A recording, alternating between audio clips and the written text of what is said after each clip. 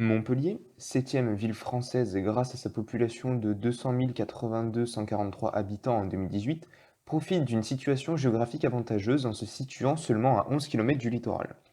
Au cours de ces 50 dernières années, la ville de Montpellier a connu une importante croissance démographique, notamment avec l'arrivée de 100 000 nouveaux habitants sur son territoire. C'est au cœur de la ville de Montpellier que nous nous penchons aujourd'hui, plus précisément sur le quartier de Lemasson, quartier privilégié par son emplacement, à seulement 10 minutes à pied du centre-ville. Desservi par la ligne 2 et bientôt par la ligne 5 du tramway, le quartier est ceinturé par l'avenue de Toulouse et l'avenue de la Liberté, deux axes routiers majeurs. On peut distinguer sur notre terrain d'étude deux sous-quartiers morphologiquement différents. En effet, Saint-Cléophas, qui constitue la partie nord du secteur, est à majorité constitué d'habitats individuels. Masdrevon, au sud, est quant à lui caractérisé par des logements collectifs. L'analyse diachronique du quartier témoigne d'un étalement urbain très important au cours du XXe siècle, notamment avec la construction des grands ensembles dans la partie sud. Ceux-ci ont été construits pour accueillir les rapatriés d'Algérie suite à la guerre. Au cours de cette présentation, nous allons nous préoccuper de la partie sud du quartier. Une certaine vision d'ensemble s'en dégage, comme on peut le voir avec le nom d'espèces d'arbres qui ont été donnés aux résidences. Le caractère mosaïque se révèle quant à lui avec des opérations de résidentialisation.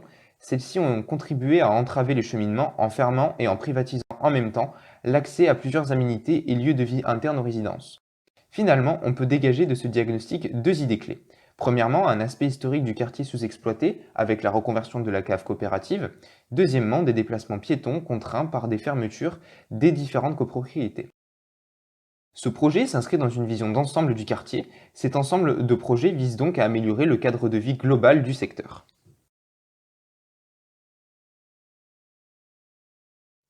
L'ancienne cave viticole se situe dans la partie sud de notre terrain d'étude. Celle-ci fut construite alors que l'économie régionale s'organisait encore autour du modèle viticole villageois, jusqu'à ce que les terres aux alentours ne soient urbanisées, faisant disparaître les vignes en même temps que l'activité viticole du site.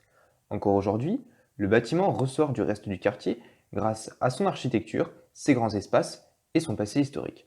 Cependant, il reste peu visible depuis la route car cloisonné par une haie et un grillage.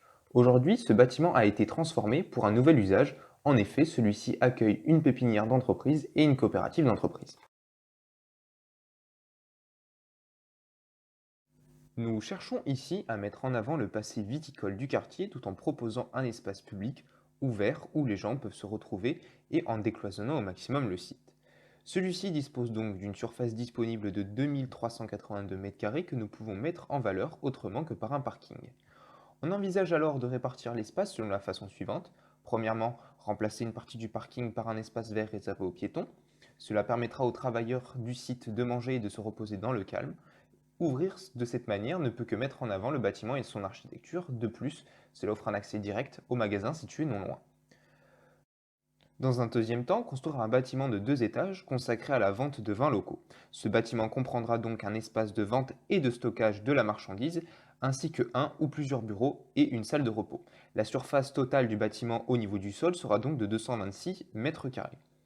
Ainsi, ce projet propose de créer un lieu de sociabilité pour les habitants à travers la construction d'un nouvel espace public, tout en mettant en avant le passé viticole du site jusqu'alors sous-représenté.